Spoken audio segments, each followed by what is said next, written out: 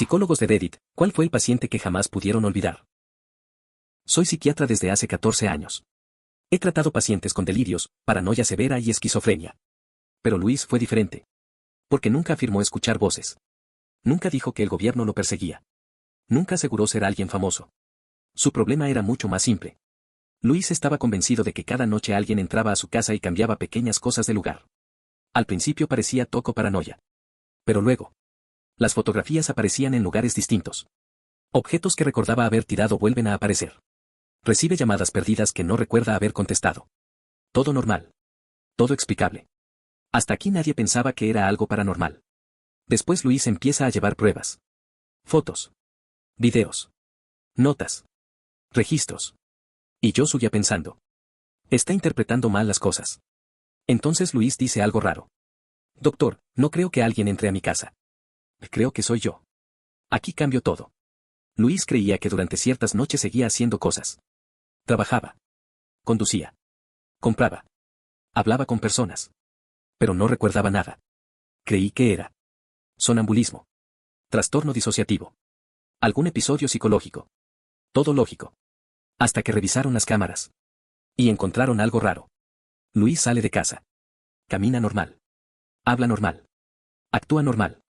Pero durante horas enteras no hace absolutamente nada útil. Simplemente camina. Observa personas. Se queda mirando edificios. Permanece parado en esquinas durante 20 o 30 minutos. Como si estuviera esperando instrucciones. Todavía tenía explicación. Todavía era creíble. Pero el golpe vino cuando una noche aparece frente a mi casa. Las cámaras de seguridad lo muestran. Está ahí. Mirando la casa. Durante casi 2 horas. Sin tocar la puerta. Sin moverse. Sin hacer nada. Y al día siguiente llega a consulta. Honestamente estaba asustado. Le pregunta qué hacía fuera de mi casa. Y Luis responde. No era la primera vez. Por unos segundos no supe qué contestar. Sé que eso suena poco profesional. Se supone que uno está entrenado para escuchar cosas incómodas sin reaccionar. Se supone que la cara no te cambia cuando alguien confiesa algo terrible, cuando alguien describe una idea delirante o cuando alguien te dice que ha estado afuera de tu casa observándote. Pero esa frase me desarmó. No era la primera vez. Luis no lo dijo con orgullo. Tampoco lo dijo como amenaza. Lo dijo con una vergüenza extraña, casi como si me estuviera confesando algo que él mismo no entendía. Yo mantuve las manos sobre el escritorio. Intenté no mirar hacia la fotografía de mi esposa y mis 2 hijas que tenía al lado de la lámpara, aunque noté que él sí la estaba mirando.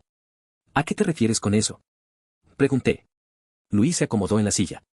Siempre se sentaba igual. La espalda recta, las manos sobre las rodillas, los pies perfectamente alineados. Era un hombre de 36 años, contador, soltero, sin antecedentes criminales, sin consumo de sustancias registrado y sin historial de hospitalizaciones psiquiátricas. Eso era lo que decía su expediente. Pero el expediente nunca te cuenta cómo se siente una persona cuando la tienes enfrente. Luis tenía algo que me incomodó desde la primera consulta. No era su aspecto. Era bastante común. Camisa planchada, zapatos negros, cabello corto, barba de 2 días. Tampoco era su manera de hablar. Hablaba con educación, sin subir la voz, sin acelerar las palabras. Lo inquietante era que parecía demasiado consciente de cómo debía comportarse para no parecer inquietante. He estado en su calle antes, dijo. No respondí de inmediato. ¿Cuántas veces? Luis bajó la mirada. No lo sé. ¿No lo sabes o no quieres decírmelo? No lo sé, doctor. Ese es el problema. Tomé mi pluma. No porque necesitara escribir algo en ese momento, sino porque necesitaba tener las manos ocupadas. Luis, necesito que seas muy específico. ¿Recuerdas haber ido a mi casa? Negó lentamente. No. Recuerdo despertarme al día siguiente con dolor en las piernas. Recuerdo encontrar tierra en mis zapatos. Recuerdo ver en mi celular ubicaciones que no reconocía. Pero no recuerdo haber ido. ¿Cómo conseguiste mi dirección? Luis no contestó. Ahí fue cuando sentí el primer miedo real. No miedo clínico. No preocupación profesional. Miedo personal. Luis, repetí. ¿Cómo conseguiste mi dirección? Él levantó la mirada y dijo. No fui yo. En otro paciente, esa respuesta habría encajado de inmediato dentro de un cuadro disociativo o delirante. Una división de responsabilidad. Una forma de separar el yo consciente de los actos que le provocaban culpa. Lo había visto antes en pacientes que decían no era yo después de una explosión de ira, después de manejar durante horas sin rumbo o incluso después de robar objetos sin entender por qué. Pero con Luis había algo distinto. No se estaba justificando. Estaba aterrorizado. ¿Quién fue entonces? Pregunté. Se quedó mirando la alfombra. El que despierta cuando yo me voy. La consulta debió terminar ahí. Debí derivarlo a una evaluación más profunda, solicitar apoyo, incluso considerar un protocolo de riesgo si existía acoso hacia mí o mi familia. Pero una parte de mí, la parte más arrogante de cualquier médico, quería entenderlo antes de nombrarlo. Le pedí que me mostrara todo. Luis traía una mochila gris. La puso sobre sus piernas, abrió el cierre y sacó una carpeta negra con ligas. La dejó sobre mi escritorio con tanto cuidado que parecía que estaba entregándome algo peligroso. Dentro había copias de registros de ubicación, recibos de tiendas de conveniencia, fotografías impresas, notas escritas a mano y capturas de pantalla de llamadas realizadas de madrugada. La mayoría eran cosas ordinarias. Una compra de café a las 3:18 de la mañana. Una recarga telefónica a las 4:02 de la mañana. Una foto borrosa de una avenida vacía. Un boleto de estacionamiento. Un recibo de una farmacia. Nada de eso probaba mucho. La gente hace cosas extrañas cuando está cansada, ansiosa, medicada o bajo estrés. Pero había un patrón que me llamó la atención. Luis no iba a lugares al azar. Regresaba a los mismos puntos. Una preparatoria en la colonia Roma. Un edificio de departamentos en Narvarte. Un parque pequeño cerca de Viaducto. Una clínica dental cerrada desde hacía años. ¿Y mi calle? ¿Por qué estos lugares? Pregunté. No lo sé. ¿Conoces a alguien ahí? No conscientemente. Esa palabra me hizo levantar la vista. ¿Conscientemente? Luis tragó saliva. Empecé a investigar después de la tercera vez que desperté con fotos de la misma escuela en mi celular. Pensé que tal vez había estudiado ahí, que había conocido a alguien, que había trabajado cerca. Nada. Nunca he tenido relación con esa zona. ¿Y los otros lugares? Tampoco. Yo hojeé las fotografías. En casi todas se veía lo mismo, fachadas, entradas, ventanas, portones, banquetas vacías. No había personas. No había símbolos raros. No había mensajes. Solo lugares vistos desde la calle, siempre con la misma distancia prudente, como si quien tomaba las fotos supiera exactamente desde dónde podía observar sin llamar la atención. Entonces encontré una fotografía de mi casa. No era una captura de Google Maps. Era una fotografía tomada desde la esquina. Se veía mi coche estacionado afuera. La luz de la sala encendida. La ventana del cuarto de mis hijas con las cortinas cerradas. Sentí que se me secó la garganta. ¿Cuándo tomaste esto? Luis se inclinó apenas para verla. No lo sé. Está en tu carpeta. Lo sé. Luis, necesito que entiendas que esto es grave. Por eso vine. Me molestó su calma. No porque fuera desafiante, sino porque parecía sinceramente agotado. Como si hubiera perdido la capacidad de sorprenderse de sí mismo. Le pedí permiso para conservar copias de algunos documentos. Aceptó sin pensarlo. Después le pregunté si tenía familiares cercanos. Me dio el número de su hermana, Mariana, y me autorizó a hablar con ella. Dijo que ella pensaba que todo era estrés. Antes de irse, se detuvo en la puerta del consultorio. Doctor. Sí. Si algún día le digo que deje de tratarme, no me haga caso. ¿Por qué dirías eso? Luis miró hacia el pasillo. Porque tal vez no sea yo quien se lo diga. Esa noche no le conté nada a mi esposa. Esa fue mi primera estupidez. Llegué a casa e hice lo que cualquiera haría aunque no quisiera admitirlo, revisé las cerraduras, las ventanas, la cámara del timbre, el patio, el garaje. Mi esposa me preguntó si pasaba algo. Le dije que había leído una nota sobre robos en la zona. La mentira me salió fácil. Demasiado fácil. A la mañana siguiente llamé a Mariana. Respondió después del tercer tono. Sonaba cansada, pero amable.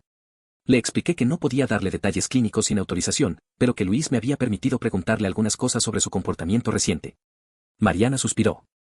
¿Otra vez está con eso de que se pierde? ¿Ha pasado antes? Desde hace años. Me quedé callado. ¿Años? Pregunté. Sí. Pero antes no era tan intenso. De pronto desaparecía unas horas. Decía que había salido a caminar. Luego empezó a aparecer en lugares raros. Una vez lo encontraron dormido en una banca a 40 minutos de su casa. Otra vez llegó con las manos manchadas de grasa y no supo decirme de dónde venía. ¿Ha sido violento? Nunca. ¿Ha amenazado a alguien? No. Luis no es así. Esa frase la dicen muchos familiares antes de descubrir cosas horribles, pero en ella no sonó como negación. Sonó como tristeza. ¿Ha tenido algún trauma importante? ¿Algún accidente? ¿Pérdida de memoria? ¿Consumo de alcohol? No toma. No fuma. Nunca fue de fiestas. Mi hermano siempre fue muy controlado. Me explicó que sus padres habían muerto cuando Luis tenía 20 años. Un accidente en carretera. Él no iba con ellos. Mariana dijo que Luis cambió después, pero de una forma silenciosa. Más rutinas. Más horarios. Más listas. Más necesidad de tener todo bajo control. Eso sí encajaba. El duelo puede convertir la vida en un sistema de vigilancia. Cuando algo terrible ocurre sin aviso, algunas personas intentan domesticar el caos anotándolo todo. Luis tenía libretas desde hacía años. Mariana me lo dijo como quien menciona una manía familiar. Tiene cuadernos llenos de cosas. Gastos, horarios, cosas que hizo, cosas que comió, cuánto durmió. Al principio creí que era para sentirse mejor. ¿Y ahora? Ahora creo que es para demostrarse que estuvo ahí. Esa frase me persiguió durante días. Para demostrarse que estuvo ahí. Le pedí a Luis que en la siguiente sesión llevara una de esas libretas. Llegó el jueves, puntual como siempre. Traía 3. Eran cuadernos comunes, de pasta dura, numerados en la primera página. Luis los abrió sobre mi escritorio. La letra era pequeña, ordenada, casi perfecta. Lunes. Desperté 6:10. Café. Pan tostado. Trabajo 8:35. Regreso 18:42. Cena 25. Dormir 23:10. Páginas y páginas de vida convertida en inventario. Pero entre las entradas normales había otras. Desperté 4:47. Zapatos húmedos. No recuerdo salir. Encontré recibo de Oxxo. Hora las 3:13. No compré nada conscientemente. Llamada realizada a número desconocido. Duración, 12 segundos. Fotografía de casa amarilla. No sé dónde está. La palabra conscientemente aparecía cada vez más conforme avanzaban los cuadernos. ¿Cuándo empezó a usar esa palabra? Pregunté. Luis no respondió de inmediato. Cuando empecé a sentir que no bastaba con decir yo no lo hice. ¿Por qué? Porque técnicamente sí lo hice. Esa era una de las cosas que más me perturbaba de él. Muchos pacientes se aferran a una explicación que los absuelve. Luis no. Luis aceptaba la responsabilidad física de sus actos, pero no la experiencia interna de haberlos elegido. Le pregunté si había considerado instalar más cámaras en su casa. Me dijo que ya lo había hecho. Entonces sacó una memoria USB. La dejó en el escritorio. No quería enseñarle esto todavía. ¿Por qué? Porque después de verlo, la gente cambia conmigo. No debí verlo solo. Lo sé ahora. Pero en ese momento todavía pensaba como médico. Pensaba que mirar el material podía ayudarme a confirmar sonambulismo, fugas disociativas, automatismos, episodios relacionados con sueño REM o incluso algún tipo de crisis parcial compleja. Le pedí que esperara en recepción mientras revisaba unos minutos. El primer video mostraba la sala de su departamento. Hora, 2:41 de la mañana. Luis aparecía entrando al cuadro desde el pasillo. Vestía pantalón de dormir y una camiseta gris. Caminaba con normalidad. No parecía dormido. Sus ojos estaban abiertos. Se detuvo frente a la mesa, tomó su celular, lo desbloqueó con huella, revisó algo y luego fue hacia la puerta. Hasta ahí, extraño pero no imposible. El segundo video era del pasillo del edificio. Luis salía ya con zapatos y chamarra. Cerraba la puerta con llave. Se quedaba inmóvil 10 segundos. Después giraba la cabeza hacia la cámara. No hacia la puerta. No hacia el elevador. Hacia la cámara. Como si supiera que estaba siendo observado. Luego sonrió. No fue una sonrisa amplia. Fue mínima. Apenas una tensión en la boca. Pero yo la pausé. La vi 3 veces. El tercer video era de una cámara que Luis había colocado dentro de su coche. Se veía manejando de madrugada. No había audio claro, solo el ruido del motor. Luis conducía con ambas manos al volante, respetaba semáforos, usaba direccionales, estacionaba correctamente. Todo en él parecía funcional. Excepto por una cosa. De vez en cuando hablaba. No por teléfono. No traía audífonos. No había nadie en el coche. Movía los labios como si estuviera respondiendo preguntas. Cuando le pregunté después qué decía en esos videos, Luis me pidió que subiera el volumen. Lo hicimos juntos. La calidad era mala, pero algunas frases se entendían. Sí, ya sé. No todavía. Primero él. Luis cerró los ojos cuando escuchó esa última frase. ¿A quién se refiere? Pregunté. No sé. Yo tampoco quise decir lo que pensé. Primero él. La siguiente semana empecé a cometer mi segunda estupidez, me involucré más de lo debido. Hablé con un neurólogo conocido. Le presenté el caso sin datos identificables. Me habló de epilepsia del lóbulo temporal, parasomnias, trastornos disociativos, estrés postraumático, simulación, incluso intoxicaciones ambientales. Me recomendó estudios de sueño y evaluación neurológica completa. Luis aceptó todo. Eso era lo desconcertante. No se resistía. No buscaba convencerme de una historia fantástica. No quería ser especial. Quería que alguien le dijera qué estaba pasando. Los estudios no explicaron suficiente. Había ansiedad. Había insomnio. Había indicadores de disociación, sí. Pero nada que justificara la complejidad de sus movimientos nocturnos, la planificación aparente, la selección repetida de lugares. Mientras tanto, Luis empeoraba. No de forma dramática. No gritaba. No lloraba en sesión. No se descontrolaba. Simplemente llegaba cada vez más pálido, con ojeras más profundas, trayendo más evidencia de una vida que ocurría mientras él no estaba. Una vez llevó una bolsa con ropa que no recordaba comprar. Camisas de su talla. Pantalones de su talla. Zapatos negros idénticos a los que usaba. ¿Tal vez los compraste y lo olvidaste? Pregunté. Eso pensé. ¿Y por qué te inquieta? Luis sacó el ticket. La compra se había hecho en efectivo a las 3:56 de la mañana. La tienda no quedaba cerca de su casa. Otra vez, posible. Raro, pero posible. Luego sacó una foto impresa. Era él, de pie frente a un espejo de probador, usando una de las camisas nuevas. La foto había sido tomada desde su propio celular. Pero su cara no parecía la cara de un hombre confundido. Parecía satisfecho. No me asusta que compre ropa, dijo. Me asusta que se esté preparando. Yo anoté esa frase. Todavía conservo esa hoja. Luis empezó a llamar a esa parte de sí mismo el otro, aunque yo le pedí varias veces que no lo personificara. Personificarlo podía reforzar la separación. Podía hacerlo sentir menos responsable. Pero él insistía en que no lo hacía para evadir culpa, sino para poder hablar de algo que no entendía. No es otra persona, me dijo una tarde. Sé que soy yo. Pero yo no sé ser él. ¿Cómo sabes que es él? Porque yo tengo miedo. Él no. Esa sesión fue importante. Le pedí que describiera qué sentía antes de perder memoria. Me dijo que no era como dormirse. No era un apagón brusco. Era más parecido a ceder el asiento. ¿Ceder el asiento? Sí. Como si estuviera manejando mi cabeza y alguien se parara al lado. No me empuja. No me golpea. Solo espera. Y yo me canso de sostener el volante. Sé cómo suena. Sé que en este punto muchos pensarán que Luis tenía un trastorno disociativo de identidad. Yo también lo consideré. Pero los casos reales no se parecen a las películas. No son personajes teatrales turnándose el cuerpo con voces distintas. Suelen estar ligados a trauma severo, fragmentación de memoria, estados de defensa. Lo de Luis tenía algunos elementos, pero no todos. La parte más extraña era la precisión. El otro, como Luis lo llamaba, no parecía impulsivo. Parecía metódico. Una noche, Luis me llamó. Nunca llamaba fuera del horario de consulta. Respondí porque estaba preocupado por riesgo de autolesión. Eran las 11:38 de la noche. Doctor, dijo. Creo que va a pasar hoy. ¿Dónde estás? En mi casa. ¿Estás solo? Sí. ¿Has consumido algo? ¿Alcohol, medicamento, alguna sustancia? No.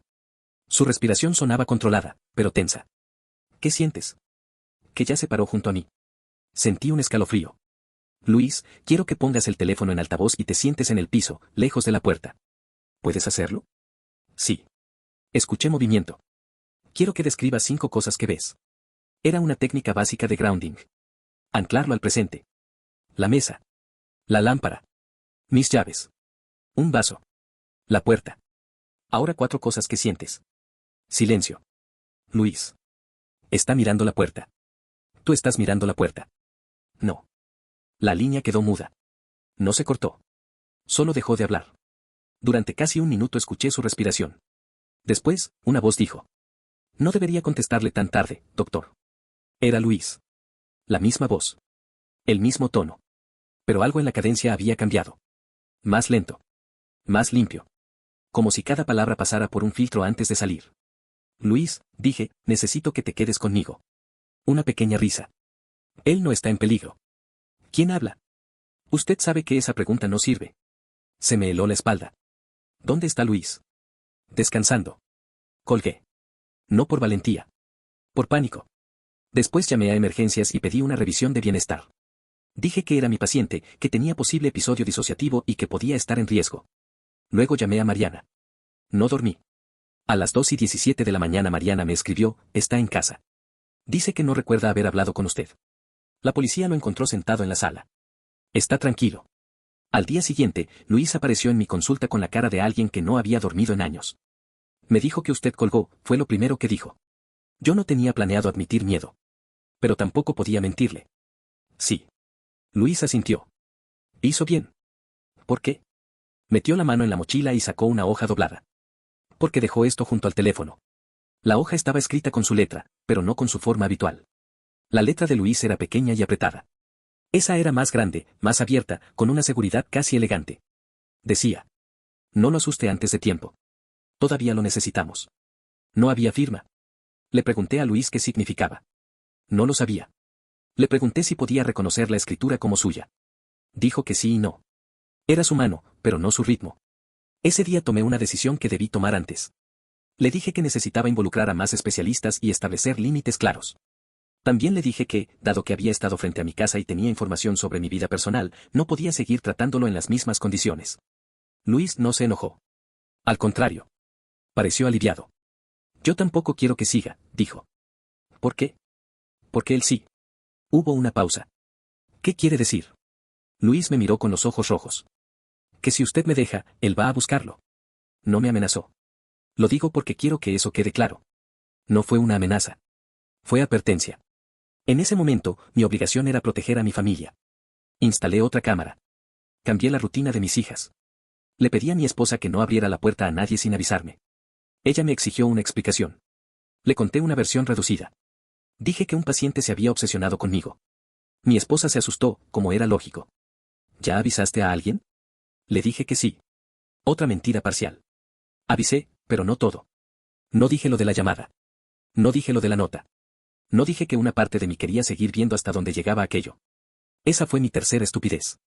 La obsesión no siempre se siente como obsesión. A veces se disfraza de responsabilidad. Te dices que estás investigando, que estás ayudando, que no puedes abandonar a un paciente vulnerable. Pero también hay ego. Hay una necesidad enfermiza de ser quien resuelve el caso que nadie más entiende. Empecé a revisar todo con más atención. Las fotos de Luis. Los lugares. Las horas. Las fechas. Y encontré algo que no había visto. Los lugares no estaban conectados por Luis. Estaban conectados por mí. La preparatoria en la Roma quedaba a 2 calles del colegio donde trabajó mi esposa antes de casarnos. El edificio de Narvarte era donde vivió mi hermano menor durante 1 año. El parque cerca de Viaducto era donde yo llevaba a mis hijas cuando eran pequeñas. La clínica dental cerrada pertenecía al padre de una paciente que yo había tratado hacía 9 años. Mi calle era mi calle. Al principio pensé que estaba forzando conexiones. Eso hacemos los humanos bajo estrés, vemos patrones. Pero algunas coincidencias eran demasiado específicas. Revisé fechas. La primera fotografía de la preparatoria era de hacía 3 años.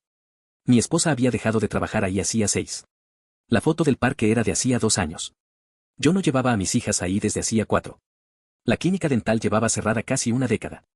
Luis no podía saber esos datos fácilmente. No eran secretos de Estado, claro. Con suficiente búsqueda, alguien podía rastrear mucho. Pero Luis no parecía haber tenido motivo para hacerlo antes de conocerme. Entonces recordé algo. La fotografía de mi casa no era reciente. En ella aparecía mi coche anterior. Lo vendí 8 meses antes de conocer a Luis. Revisé otra vez la impresión. La fecha del archivo estaba en una esquina, 14 de noviembre, 2 años antes. 2 años antes de su primera consulta. Sentí náuseas. Llamé a Luis.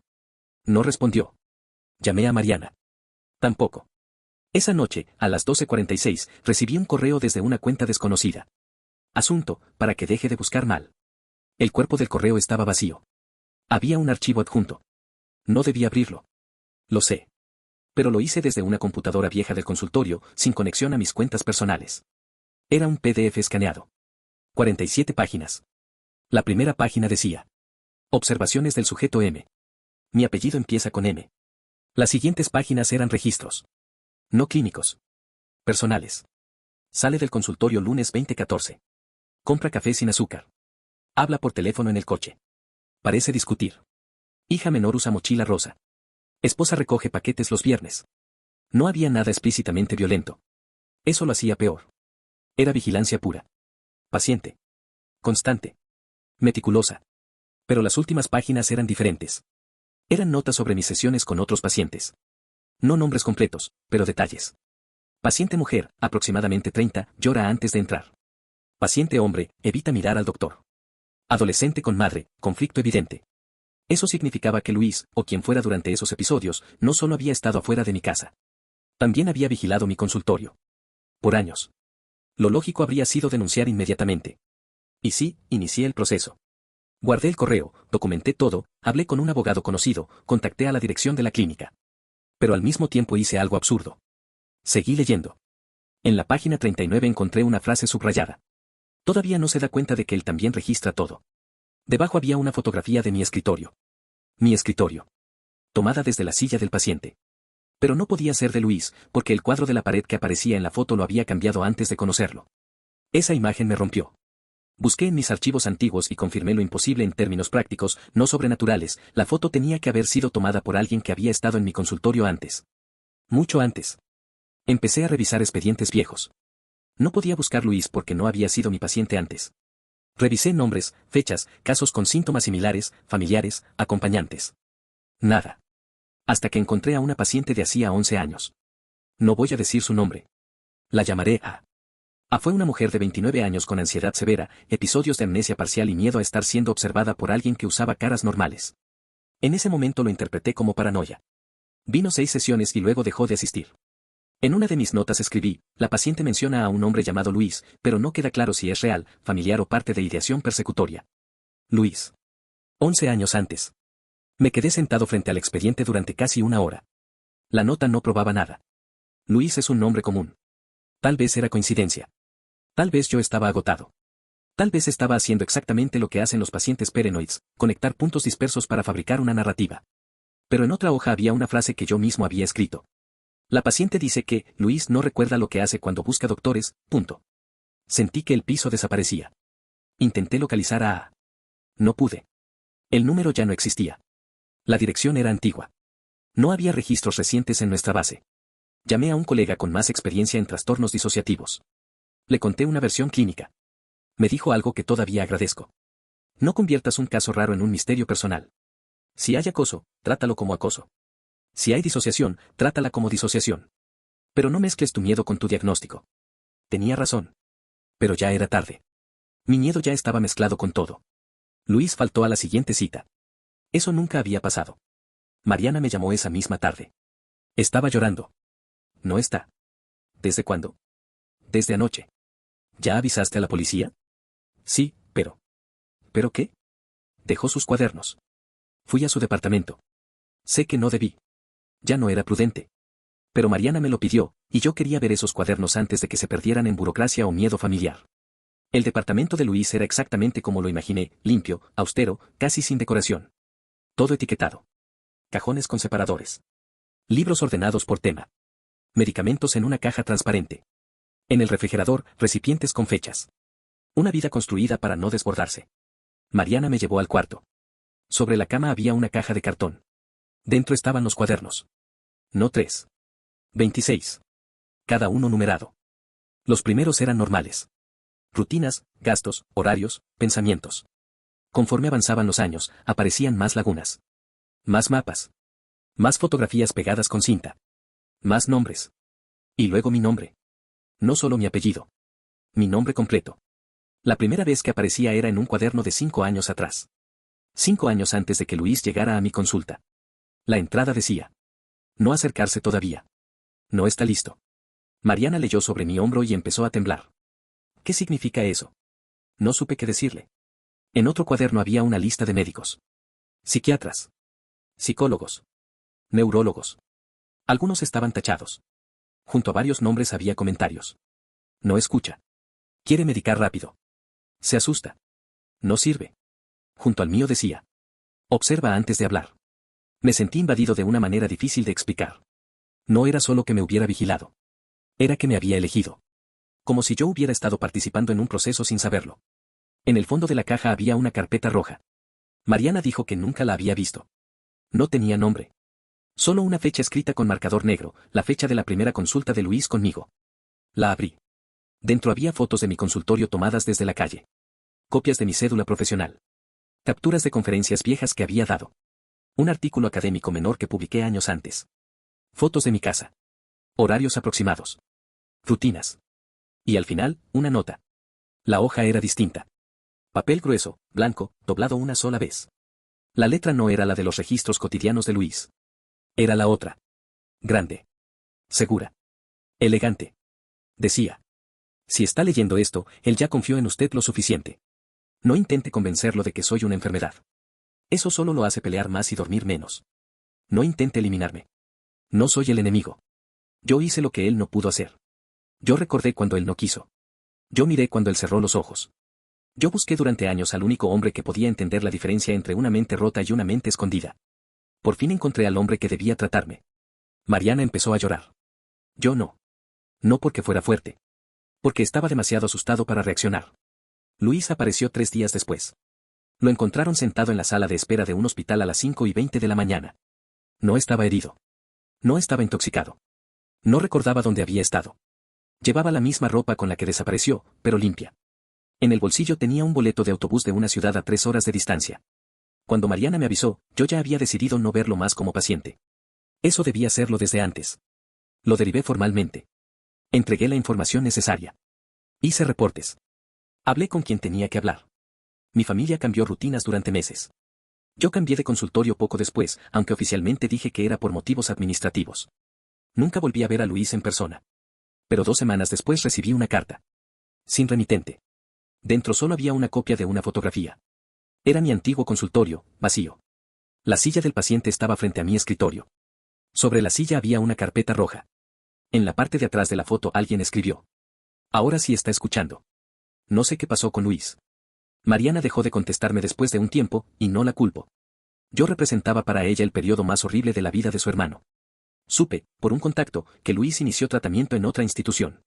No pregunté más. Me gustaría decir que todo terminó ahí. Que con distancia pude ordenar el caso en una categoría limpia. Trastorno disociativo. Fuga psicógena. Acoso obsesivo. Trauma no revelado. Simulación elaborada. Alguna combinación de todo eso.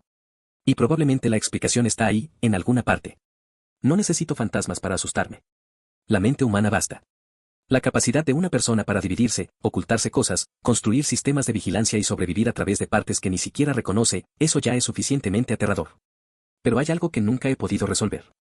Meses después de cambiarme de consultorio, estaba limpiando cajas viejas cuando encontré un expediente sin etiqueta. Pensé que era material archivado por error. Dentro había una hoja con mi letra.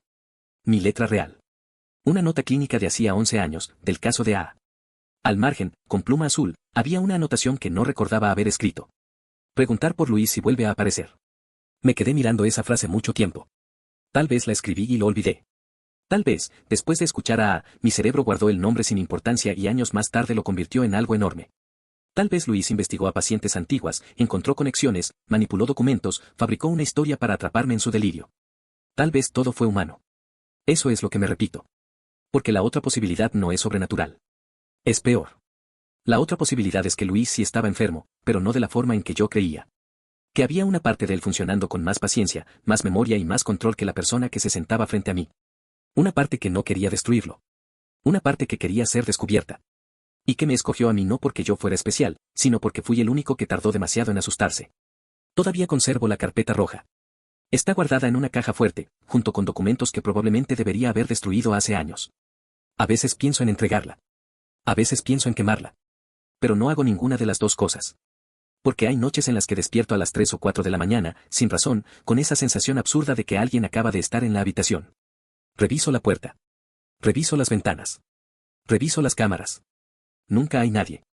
Pero hace 2 meses, después de una de esas noches, encontré algo en mi escritorio. Una hoja blanca. No estaba escrita con la letra de Luis. Estaba escrita con la mía. Solo decía. No era la primera vez. Y hasta hoy no sé si alguien entró a mi casa. O si por fin entendí demasiado bien a mi paciente.